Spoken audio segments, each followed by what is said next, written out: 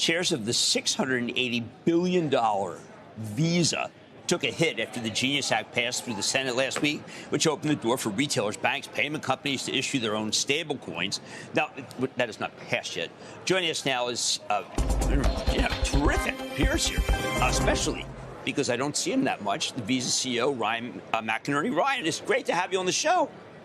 Jim, it's great to be back. It's great to see all of you. Absolutely. All right, did the world change for you on June 13th?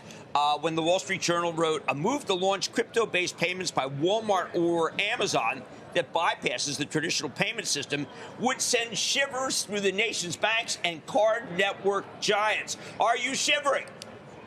No, the world didn't change for us at all on that day. We've been embracing and building for years, preparing for this moment. The Genius Act has now passed the Senate, as you know, and is expected to pass the House. I think that'll give regulatory clarity to stablecoins.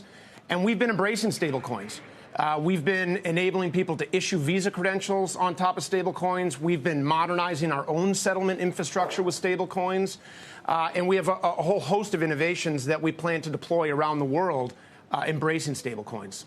All that I know is true, and there's ample evidence of that and terrific decks about it. But just to continue the journal's bill of particulars, stablecoins could allow merchants to circumvent traditional payment rails, which could cost them billions of dollars in fees each year, including the interchange fee that they pay when customers make purchases using cards. Again, this is a sense that you are a needless middleman. Could you explain to people why that may not be the case? Jim, payments, you need three things. You need trust, you need ease of use, and you need scale.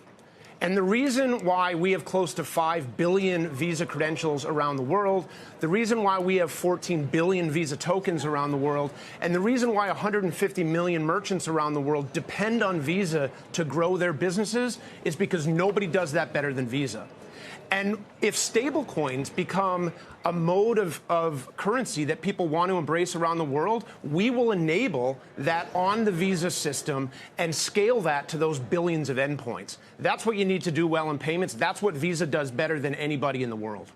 Okay, I just want to be sure what people know where I'm from. This is a show about trying to figure out the investment opportunities, and I think it's ridiculous that your stock fell this much. I need you to know that. And the reason I say that is because every year there seems to be something that's supposed to knock you out. Buy now, pay later is supposed to knock you out. Block was supposed to knock you out. PayPal was supposed to knock you out. Erica was supposed to knock you out.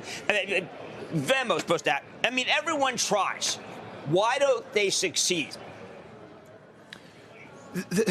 What they've done is they've found the value in the Visa stack. To your point, if you go back 10 years, there was big tech, there was fintech, there was BNPL, there was the first wave of crypto, now stablecoins. What we have done is we've opened up our stack and we've given all of these players the ability to scale whatever it is they're doing globally using the Visa ecosystem. You know, you just had Vlad on Squawk before me. Robinhood has a Visa card. Many of the fintech players that you travel up and down kind of the Bay Area out here, Visa's become their most important partner in scaling their business, and that'll be true with stablecoins as well. So, Ryan, it's David Faber. Do you believe then stablecoins are going to be a significant way that people transact in the future? Hey, David. We think there's product market fit for stablecoins in three areas. The first is the capital markets use case, and you've seen that with crypto trading, and that's true globally, here in the U.S. and around the world. But the product market fit that's most interesting going forward is outside the U.S. And there's two areas. The first is countries where you've got high currency volatility or currency controls, where people really want to have access to U.S. dollars, and they either can't get U.S. dollars or it's very expensive to do that. Stable coins provide an opportunity for people in those countries, maybe there's 30, 40, 50 of those countries around the world, to have easy, cost-efficient access to U.S. dollars. And we'll plan to give them Visa credentials on top of those stable coins that they can spend in merchants around their country or other places. The second area of product market fit is cross-border. And that can be remittances, person-to-person, or business-to-business transactions. And in both of those areas, those are additive opportunities for Visa, and we're embracing stablecoins and building and innovating on top of them to provide new use cases in those areas. Right. I think there's a little confusion because most stablecoins are U.S. dollar denominated. People immediately think about use cases in the United States, when I think most people who studied this and are active in this really understand that the product market fit is outside the U.S. True, and I'm aware, obviously, I think you've had a partnership with Circle, for example, for some time, 5 years. But I do wonder, Ryan, if Walmart and or Amazon were to create their own stable coins, given their enormous market, that they control, would that not be a threat to you in some way?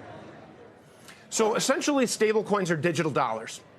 If you go on to Walmart.com or Amazon.com today, first of all, you have a wide array of ways to pay for things. Jim mentioned lots of them earlier. But you already have the ability to pay with digital dollars on both of those sites today. You can pay with your checking account or from your savings account on both of those sites today. It's places around the world where people want to be able to pay with digital dollars, and they don't have that opportunity today.